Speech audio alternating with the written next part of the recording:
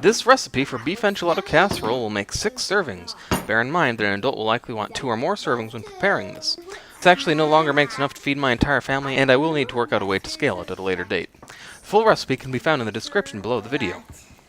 The ingredients you'll need are 1 pound of ground beef, 1 packet of taco seasoning, I make my own, of which 2 tablespoons is equivalent, a 10-ounce can of green chili enchilada sauce. I tried making my own once, but it wasn't worth the effort. Half a cup of salsa. Don't judge me, it was on sale. 8 flour tortillas, some fresh snipped cilantro. Since I don't have that right now, I'll be substituting it for the dry stuff. And 1 cup of Mexican blend cheese, or just cheddar cheese if that's all you have.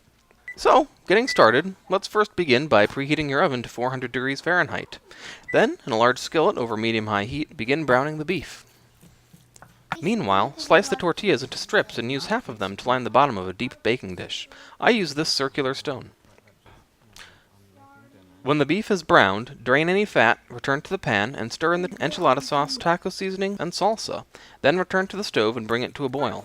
When it's boiling, reduce to medium heat and let it simmer for 10 minutes, stirring occasionally. This lets the flavors integrate together. When it's all done simmering, spread half of it over the tortilla strips in your baking dish, followed by half a cup of cheese, and then half of your cilantro. Repeat the process now with another layer of tortilla strips, meat sauce, and cheese, but not the cilantro yet.